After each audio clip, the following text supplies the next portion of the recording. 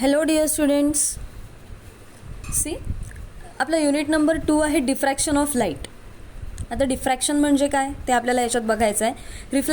Refraction याचा study आपला earlier क्लासेसमध्ये प्रिव्हियस क्लासेसमध्ये झालेला आहे. डिफ्रॅक्शन म्हणजे काय?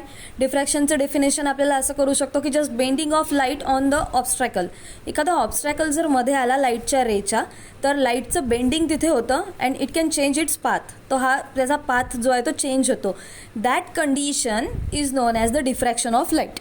Okay, so you can see the diagram. In this diagram, S is the source of the light, AB is the obstacle, and screen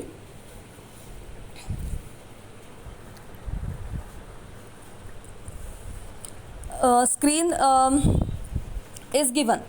So source से जो लाइट निकल रहा है वो A पे जाके डिफ्रैक्ट हो रहा है. क्यों? क्योंकि वो जो स्ट्रेट जाने वाले लाइट रेस थे वो स्ट्रेट नहीं जा रहे, वो वहाँ जाके डिफ्रैक्ट हो रहे हैं.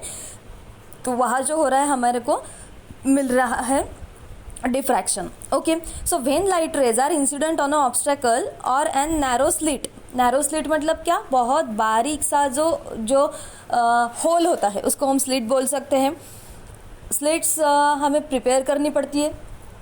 तो 1 मिलीमीटर के अंतर में कितनी स्लिट्स हमने बनाई वो इम्पॉर्टेंट होता है. 1 सेंटीमीटर के अंदर हमारे पास कितनी स्लिट्स है वो इम्पॉर्टेंट होता है. तो वो होती है slits. So then there is a deviation of a light rays from the straight line path. The light rays bend around the corner of the obstacle or slit.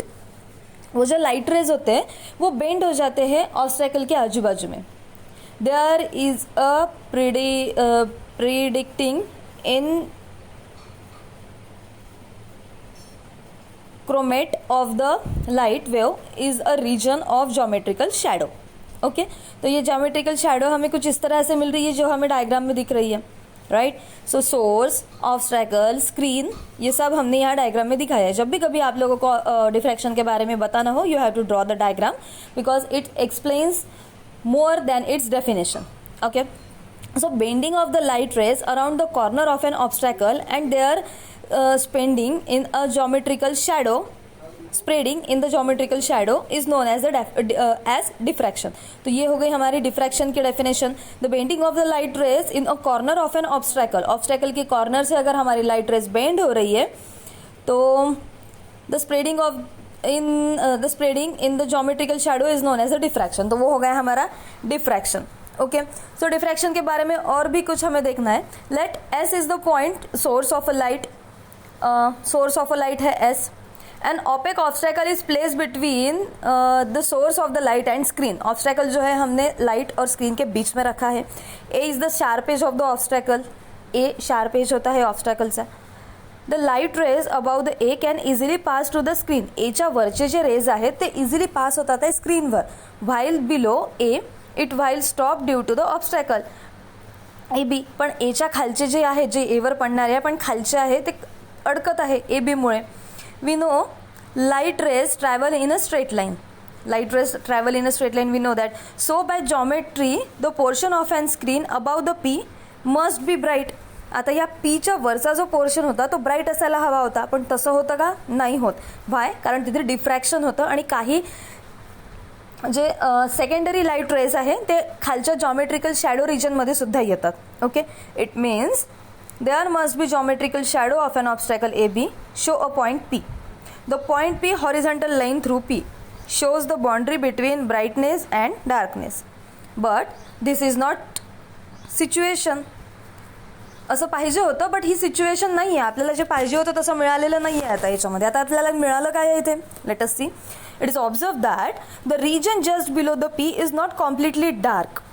जो पीच्या खालचा रिजन आहे तो कम्प्लिटली डार्क नाही आहे. It receives the some light intensities. काहीतरी secondary light तिथे पडतो आहे. The light intensity below the P fall off rapidly and show short distance in becomes zero. काही अंतरापर्यंत लाईट पडतो आणि त्याच्यानंतर तो झिरो दाखवतो. It means the portion just below the P geometrical shadow of obstacle A B receives some light rays which is due to the bending of light rays. आणि ते कोणामुळे होतं? बेंडिंग ऑफ लाईट रेजमुळे होतं. Which is due to the bending of light rays around the obstacle edge A. This bending of the light around an obstacle is known as diffraction. या bending जो light होऊन राहिला आहे ऑब्स्टॅकलच्या आजूबाजूला त्याला म्हणू शकतो आपण diffraction. There are 2 types of diffraction. आता हे 2 टाईप्स जे आहेत डिफ्रॅक्शनचे these are very very important types. 2 किंवा 4 मार्काला फ्रॅस्नेल डिफ्रॅक्शन और फॉर्नहोफर डिफ्रॅक्शन हे तुम्हाला विचारू शकतात. ओके, सो थेरॉटिकली आपण त्यांचा स्टडी करणार आहोत आणि ऑब्जेक्टिव्ह क्वेश्चन्स पण याच्यामध्ये बरेच कवर होतात. ओके, सो फ्रॅस्नेल डिफ्रॅक्शन म्हणजे काय आणि फॉर्नहोफर डिफ्रॅक्शन म्हणजे काय हे आपल्याला बघायचं आहे. ते आपण नेक्स्ट व्हिडिओमध्ये बघू.